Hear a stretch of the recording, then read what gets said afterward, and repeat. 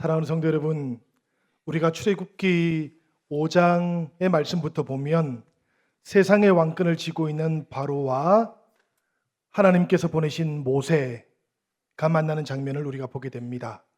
사실은 바로와 모세를 보내신 하나님이 만나고 있는 장면이기도 하지요.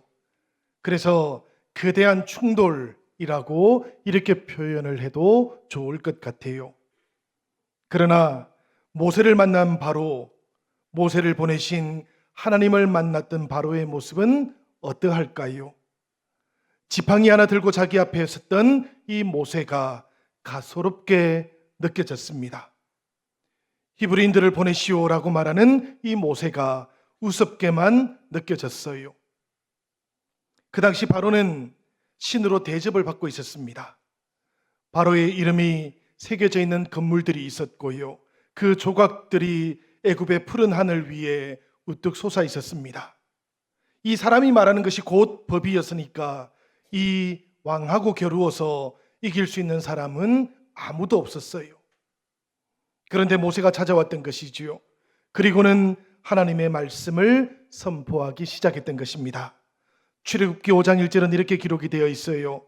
이스라엘의 하나님 여호와께서 이렇게 말씀하시기를 내 백성을 보내라. 그러면 그들이 광야에서 내 앞에 절기를 지킬 것이니라 하셨나이다. 하나님께서는 아주 분명하게 이스라엘 백성들을 가리켜서 내 백성이라고 이렇게 선포를 하고 계십니다. 바로의 지배와 바로의 통치 아래에 있던 백성이 아니고 하나님의 다스리심 가운데 있는 백성이라고 이렇게 분명하게 선포를 하고 계시는 것이지요. 어디에 소속되어 있느냐에 따라서 그 사람의 정체성이 확 달라지던 그런 시대였습니다. 그러니 소속이 된다라는 것, 이것은 참으로 중요한 이야기지요. 하나님께서 이스라엘 백성들을 내 백성이라고 부르시고 애굽에서 불러내고 계신 것입니다. 이것을 생각해 보면 장소적인 탈출이기도 하지만요, 이것을 뛰어넘어서 신분적인 탈출이다라는 생각도 해보게 돼요. 세상 속에 있어도 세상의 백성이 아니라는 것, 하나님의 백성이라는 그런 뜻이지요. 하나님께 속해 있지만 세상의 지시를 받는 것이 아니고 하나님의 지시를 받으며 살아간다라는 그런 뜻인 것입니다. 오늘 우리들도 똑같습니다, 여러분. 주님께서는 우리들을 구원하시고 이 땅에 교회로 불러주셨어요. 그리고는 이 땅에는 존재하지 않던 교회를 새로운 이스라엘이라고 이렇게 불러주셨습니다. 우리 성도들 한 사람 한 사람이 세상의 백성이 아니고 우리 주님의 백성이 되었다라는 그런 뜻이지요. 세상에 속한 것이 아니라 세상에 없던 교회에 속하게 되었고 이 교회를 통해서 하나님의 나라를 온전하게 이루어가는 그 부르심을 받았다라는 그런 뜻인 겁니다. 하나님께서 오늘 우리에게 주시는 이 말씀을 보니까 소속이 달라진 백성들을 위해서 하나님께서 첫 번째로 원하셨던 것이 있습니다. 바로 광야에서 절기를 지키도록 하는 것이었지요. 하나님 백성에게 가장 중요한 것, 이것이 무엇일까 생각해 보면 하나님을 섬기면서 살아가는 것입니다.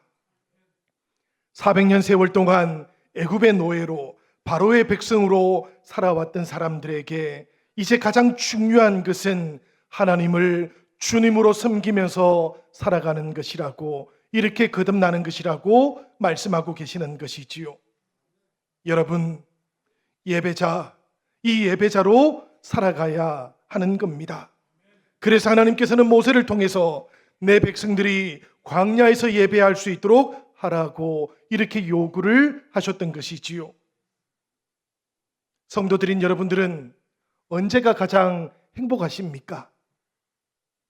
성도이기도 하고 목사의 직무를 담당하고 있는 저는 예배를 예배답게 드릴 때가 가장 행복해요.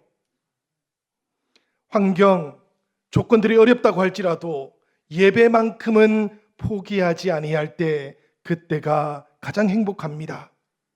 그리고 나면 하나님께서 우리의 일상을, 우리의 모든 삶들을 채워주시는 것이지요. 하나님께서 그렇게 우리들을 변화시켜 가시는 것입니다. 그래서 저는 오늘 여러분들에게도 담대하게 말씀드리고 싶어요. 돈을 벌지 못해도 예배자의 삶을 먼저 선택하시기를 바랍니다. 순서가 달라지고 그리고 전후가 달라지고 나면 우리들의 삶은 달라지게 되어 있는 것입니다. 하나님께서 모세를 바로 앞에 서게 하셨던 것, 생각을 해보면 이 바로를 넘어서야 했기 때문입니다. 이 바로를 넘어서야만 예배자의 세계가 열렸기 때문이지요. 이 바로를 넘어서야만 이스라엘 백성들이 노예 생활에서 풀려나고 약속의 땅으로 들어가는 새로운 세계를 맞이할 수 있게 되었기 때문입니다. 오늘 우리도 이 말씀을 우리들 마음에, 우리의 삶에 새기시며 내가 어디에 속해 있는지를 잘 확인받으시는 그런 예배 시간이 되기를 기원드립니다. 이 예배 시간을 통해서 나도 하나님께 속해 있는 백성이라는 그 사실을 확인받으시기를 축복드립니다. 여러분, 오늘 우리가 살아가고 있는 이 시대는 세상의 밥줄이 걸려있는 시대인 것 같습니다. 사람들도 모두가 다 그렇게들 살아가요. 성도들도 그런 사람들을 만납니다. 그런 세상 속에서 살아갑니다. 그러다 보니까 성도들도 모든 것들이 세상에 의해서 결정되어지는 것처럼 그렇게 생각을 하기도 하고 그렇게 살아가기도 합니다. 그러나 여러분, 그렇게 생각해 버리고 나면, 그렇게 살아가 버리고 나면 우리들의 신앙은 희미해져 버리는 것이지요. 하나님께 초점이 맞추어지지 않게 되는 것이지요. 그리고 나면 엉뚱한 것들을 예배하는 삶이 되어버리고 마는 것입니다.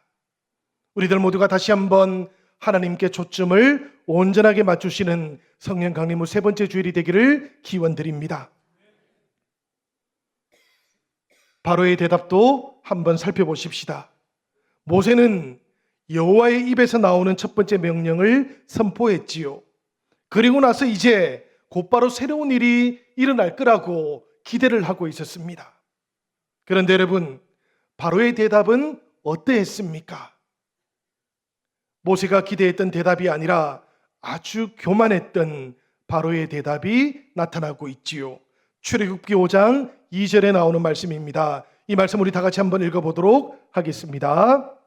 바로가 이르되 여호와가 누구이기에 내가 그의 목소리를 듣고 이스라엘을 보내겠느냐?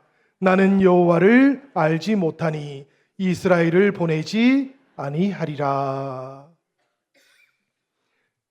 여호와를 알지 못하니 이스라엘도 보낼 수 없다. 바로의 대답입니다, 여러분. 하나님을 모르니까 바로처럼 살아갈 수밖에 없지 않겠습니까? 하나님께서 하늘과 땅을 지은 분이시라는 것을 이 바로가 알았더라면, 하나님께서 홍해를 가를 수 있는 분이시라는 것도 이 바로가 알았더라면, 그랬더라면 바로는 이렇게 대답하지도 않았을 것이고 이렇게 행동하지도 않았겠지요. 그러나 하나님을 모르니 바로에게는 믿음의 길이 열리지 않고 순종의 길도 열리지 않게 되었던 겁니다. 바로뿐만 아니고 우리들도 똑같습니다, 여러분. 우리들 신앙생활의 핵심이 무엇일 것 같습니까? 하나님을 아는 것입니다. 하나님께 예배하는 것입니다. 하나님께 경배드리는 것, 이것이 우리들 신앙생활의 핵심인 것이지요. 그래서 성경을 읽을 때 우리들은 하나님이 누구이신지를 찾는 겁니다. 어렴풋이만 알고 있는 것이 아니라 확실하게 하나님을 알고자 하는 것이고, 우리를 향하신 하나님의 사랑도 확실하게 알고자 하는 것이지요. 그래야만 이 사랑에 상응하는 마음들을 우리도 가질 수 있기 때문입니다. 그래야만 바로의 길 대신에 하나님의 길을 우리들도 선택하고 걸어갈 수 있기 때문이에요. 여러분, 하나님을 이렇게 제대로 알고 나면 바로도 다시 보이게 되어 있습니다. 사실 여러분, 오늘 말씀을 보니까 바로는 큰 자일까요? 작은 자일까요? 세상 속에서 애굽이라는 나라는 어떤 나라였습니까? 세상을 다스리던 나라지 않습니까? 그 나라를 다스리던 왕이었어요. 이제 다시 물어보겠습니다. 바로는 어떤 사람일까요? 큰 사람일까요? 세상이 보기에는 바로는 큰 사람일 것 같습니다. 그런데 여러분, 하나님께서 보실 때 바로는 어떤 사람일까요? 대답들을 잘 하시네요. 하나님께서 보실 때 바로는 너무나 작은 사람이었어요. 사실은 하나님하고 비교할 수 있는 사람은 없는 것이지요. 아무리 세상의 권력과 돈을 가지고 있다고 할지라도 하나님하고 비교할 수 없는 존재가 바로였던 것입니다. 그렇기 때문에 이 바로에게 속아서는 아니 되는 것이에요. 이 바로를 보면서 오히려 크신 하나님, 여호와 하나님 한 분만으로도 충분하다라는 것, 이것을 깨닫는 우리들이 되시기를 바랍니다. 골리앗, 그 앞에 서 있던 다윗을 한번 떠올려 보세요. 골리앗 앞에 서 있었을 때 사울 왕은 이 다윗을 위해서 자신의 갑옷을 내어 주었지 않습니까? 사울 왕의 갑옷을 받았던 다윗이 이 갑옷을 어떻게 했습니까? 거추장스럽다고 필요 없다고 내려놓았지요. 그리고는 오직 여호와 하나님의 이름만 믿으면서 앞으로 나아갔고 마침내 그인 골리앗을 무너뜨릴 수가 있었던 겁니다. 태어나면서부터 못 걷게 되었던 한 사람이 있었어요. 그 사람 앞으로 성령의 사람이었던 베드로가 나아갑니다. 여러분, 이 성령을 받았던 베드로는 이 사람에게 나아가서 말하기를 은과 금은 내게 없지만 나사렛 예수 그리스도의 이름으로 명하노니 일어나서 걸으라고 명하였고, 그리고 이 사람은 일어나기 시작합니다. 걷기 시작합니다. 심지어는 뛰어다니기 시작했던 것이지요. 여러분, 우리들도 바로 같은 이 세상 속에서 주눅들지 않을 수 있기를 바랍니다. 하나님을 굳게 붙잡으시기를 바라요. 바로 앞에 서 있었던 모세는 아무것도 아닌 것처럼 보이는 존재였습니다. 그렇지만 이 모세의 뒤에는 하나님의 군대가 모세를 지키고 있었지 않습니까? 마하나임, 그 하나님의 군대가 모세의 뒤를 지켜주고 있었기에 이 모세는 마침내 이스라엘 백성들을 애굽에서부터 인도해낼 수 있었던 것이지요.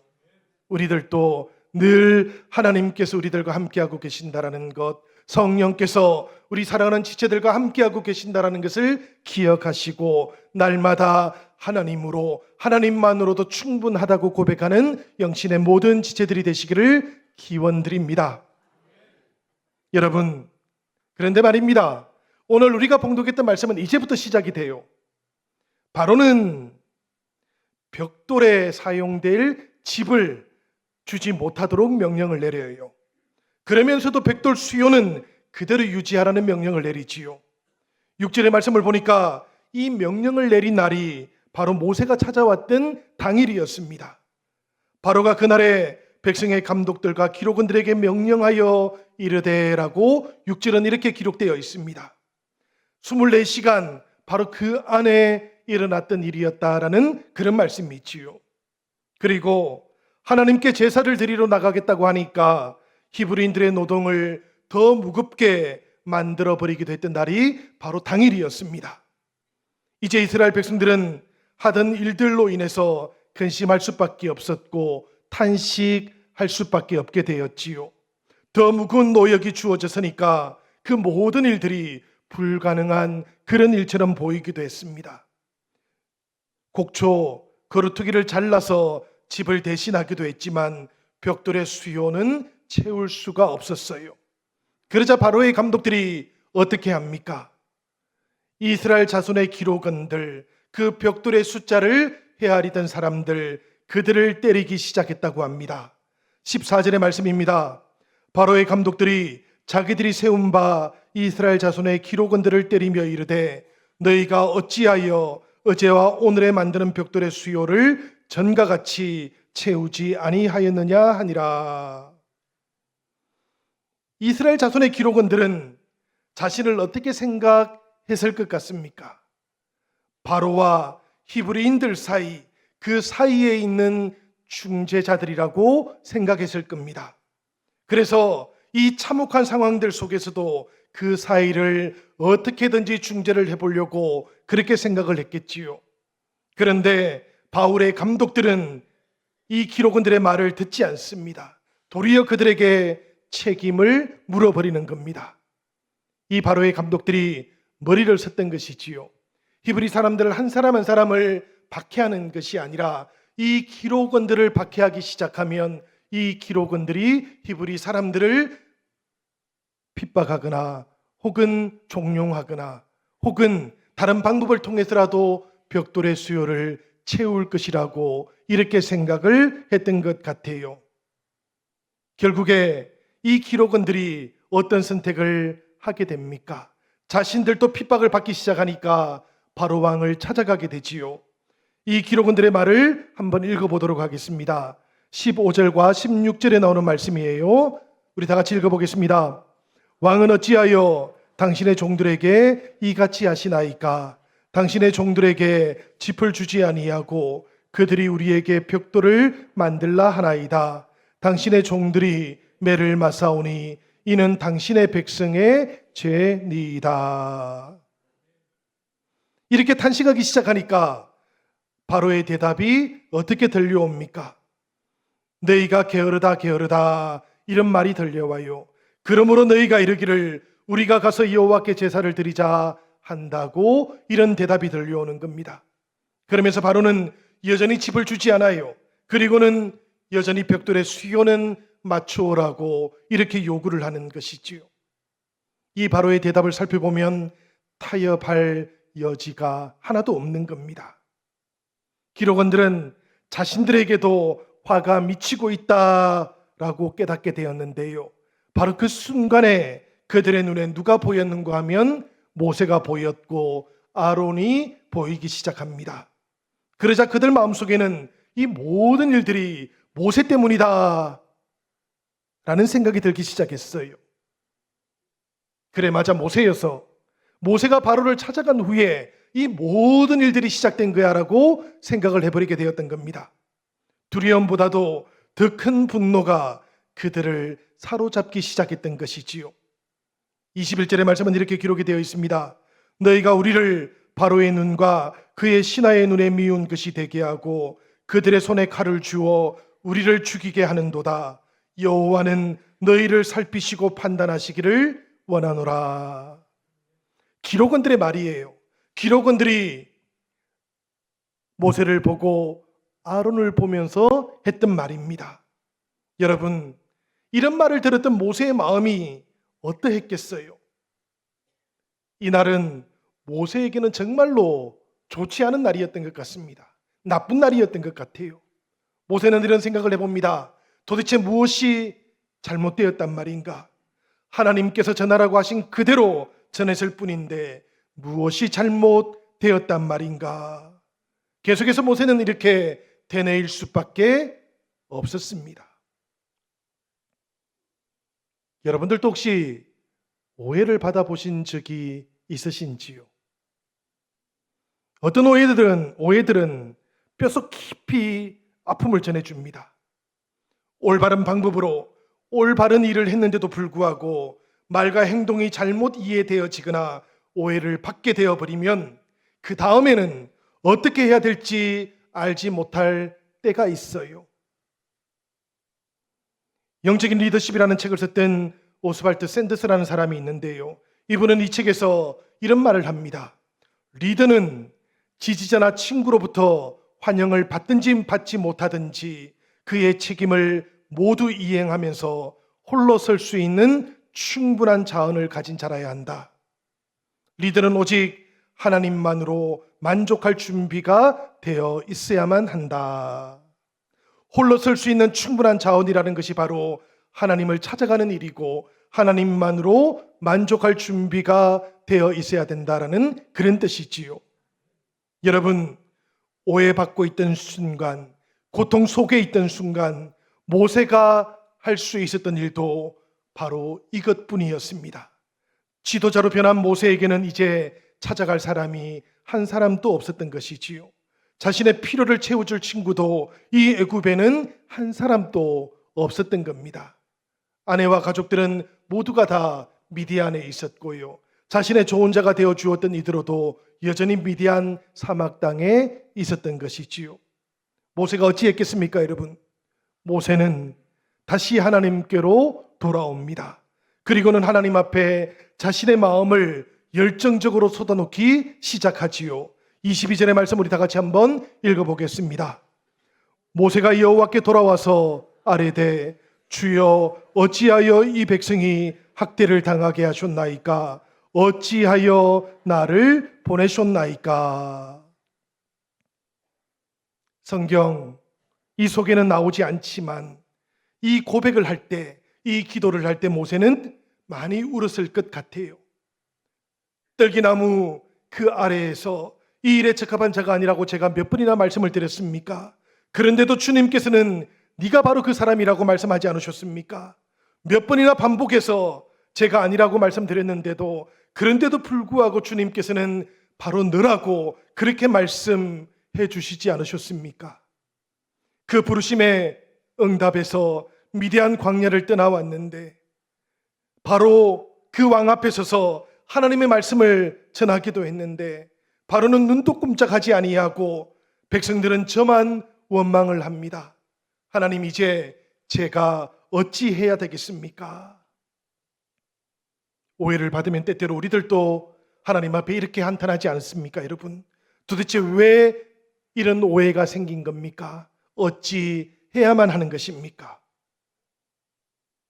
이렇게 탄식하는 모세, 이렇게 탄식하는 우리들을 바라보시는 하나님, 하나님께서는 우리들을 외면하지 아니하십니다. 우리가 주님께로 나아갈 때 우리 주님께서는 우리들을 꾸짖거나 부끄러워하지 아니하십니다. 정직한 물음을 가지고 우리 주님 앞으로 나아가시면 우리 주님께서는 우리들 모두를 맞아주셔요. 모세를 향해서 하나님께서는 이렇게 말씀하시지요. 출애굽기 6장 1절과 2절에 나오는 말씀입니다. 여호와께서 모세에게 이르시되 이제 내가 바로에게 하는 일을 네가 보리라. 강한 손으로 말미암아 바로가 그들을 보내리라. 강한 손으로 말미암아 바로가 그들을 그의 땅에서 쫓아내리라. 하나님이 모세에게 말씀하여 이르시되 나는 여호와이니라. 왜 오해받게 하셨습니까? 이렇게 묻고 있던 모세에게 하나님께서는 지금 모세야 조금만 기다려 보라고, 바로는 지금 자만에 빠져 있지만 자기가 신이라고도 생각하지만 그러나 유일한 하나님은 바로 나뿐이란다. 잠시 동안 바로가 모든 일들을 주관하는 것처럼 그렇게 보이기도 하지만 그래도 속지 말거라. 내가 바로 네가 믿고 있는 하나님이란다. 이렇게 말씀하고 계시는 것이지요. 바로 이 격려의 말씀을 가지고 모세는 다시 한번 히브리 백성들 앞으로 나아갔던 것입니다. 이번에도 히브리 백성들은 이 모세의 말을 거절하지요. 이번에는 마음이 상해버렸기 때문이었고 가혹한 노역 때문이었습니다. 모세의 말을 듣지 않아요. 모세는 자신이 한없이 낮아지는 것처럼 그렇게 느껴졌습니다. 실패하고 있다고도 느껴졌어요. 그런데 그때 또다시 메시지가 들려옵니다. 출애굽기 6장 11절에 나오는 말씀인데요. 우리 같이 한번 읽어보도록 하겠습니다. 들어가서 애굽 왕 바로에게 말하여 이스라엘 자손을 그 땅에서 내보내게 하라. 다시 바로에게 가라는 음성이 들려왔던 것이지요. 모세의 대답은 이러합니다. 이스라엘 자손도 내 말을 듣지 아니하거든 바로가 어찌 들으리까? 나는 입이 둔한 자니이다. 모세는 하나님을 향해서 이렇게 대답을 했던 것이지요. 하나님, 이제는 어찌해 볼 수가 없습니다. 바로는 고사하고 이스라엘 자손들도 제 말을 듣지 아니하는데 제가 지금 무엇을 할 수 있겠습니까? 지금 저는 벽 앞에 서 있는 것이니 주님께서 이 문제를 해결해 주십시오. 여러분, 이 대답은 벽 앞에 서 있는 모세의 대답이지요. 벼랑 끝에 서 있는 모세의 대답이기도 하지요. 자신으로서는 답을 발견할 수 없다는 그런 대답이기도 했습니다. 그런데 여러분, 사실 모세는 알고 있지 못했지만 바로 이 탄식의 기도 속에 모세는 최선의 해결책도 제시를 하고 있었던 것입니다. 바로 하나님께서 일하기 시작하시는 순간이 언제인지를 언급하고 있었던 것이거든요. 하나님께서는 하나님의 하나님 되심이 나타날 수 있던 바로 그 순간에 일하시는 분이십니다. 그래서 환경이 절대적으로 불가능해 보일 때 일하기를 절개하시는 분이시고, 사람이 스스로는 할 수 없다고 그렇게 벽 앞에 서 있다고 느낄 그때에 일하시는 분이셔요. 사람은 자기가 자격이 없다고 그렇게 말하지만 하나님께서는 바로 그때부터 일하기 시작하시는 분이십니다. 인간의 측면에서는 불가능해 보이는 그런 상황이지요. 그러나 바로 그때 우리의 눈이 하나님을 향하기 시작하면 하나님께서는 우리가 기대하지 못했던 놀라운 일들을 행하기 시작하시는 것입니다. 목회를 하는 동안 때때로 저는 이와 같은 체험들을 하게 되었어요. 저의 생각이라든지 저의 능력으로는 할 수 없는 일들이 참으로 많이 있었습니다. 그럴 때마다 주님께서는 저에게 늘 이렇게 말씀하시는 것이지요. 잠시만 뒤로 물러나 있으라고. 잠시만 뒤로 물러나 있으면 주님께서 그 일을 하기 시작하시겠노라고 이렇게 말씀을 해주시는 것입니다. 생각하지 못했던 일들이 많이 있었지요, 여러분. 코로나 기간이 그러했습니다. 생각하지도 못했고 예측하지도 못했던 일들이 일어나기 시작했을 그때에 하나님께서는 우리들 모두에게 하나님께서 일하기 시작하시겠노라고 그렇게 말씀해 주셨던 것 아니겠습니까? 이후에 회복의 시간도 그러했습니다. 하나님께서는 때마다 벼랑 끝에 서 있던 우리들에게 찾아와 주시고 하나님의 신실하심을 나타내시며 가만히 있어서 하나님의 구원하심을 보라고 우리들에게 늘 말씀해 주고 계셨던 것이지요. 성도 여러분, 홍해라고 하는 그 벼랑 끝에 서서 애굽의 전차 소리를 듣고 있을 그때에 모세도 이 하나님의 음성을 다시 듣게 되었던 것입니다. 출애굽기 14장 13절에 나오는 말씀인데요, 우리 다 같이 한번 읽어보도록 하겠습니다. 너희는 두려워 말고 가만히 있어서 여호와께서 오늘날 너희를 위하여 행하시는 구원을 보라. 너희가 오늘 본 애굽 사람을 또 다시는 영원히 보지 못하리라.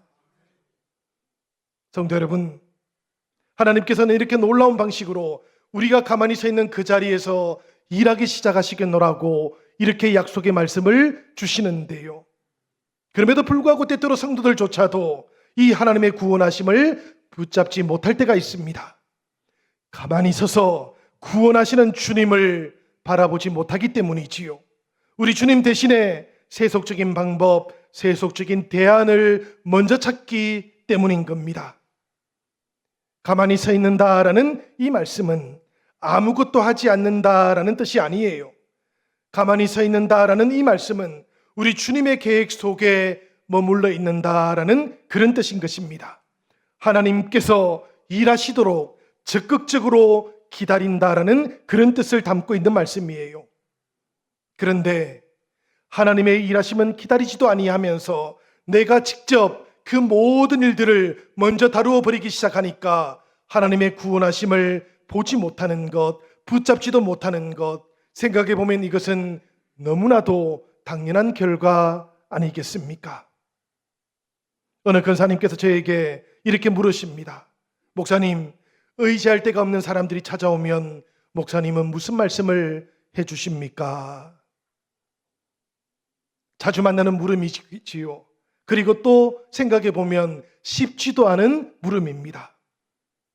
그렇지만 저는 그들의 삶을 누가 책임지고 있는지를 늘 알려주려고 해요. 그들의 삶을 주관하시는 분이 하나님이시라고, 비록 지금 상황이 어떠한 모습이라고 할지라도 그 상황은 주님께는 통제 불가능한 상황이 아니라고 저는 그렇게 말씀을 드립니다. 여러분, 상황이 어려울 때가 있지요. 복잡할 때도 있지요. 언제부터 시작되었는지, 무엇이 시작점인지 알지 못할 때도 있지요. 그러다 보면 해결책을 찾지 못할 때가 있습니다. 그러나 우리들 모두는 늘 다시 한번 우리 주님으로부터 이 모든 해결책은 시작되어야 한다는 것을 기억하시기를 바라요. 상황에, 일에, 꼬임에 출발점을 찾는 것이 먼저가 아니고 주님을 찾는 것이 먼저라는 그런 뜻입니다. 여러분, 모세에게도 똑같아요. 나쁜 일들이 더 나쁜 일이 되어서 지금 돌아오고 있습니다.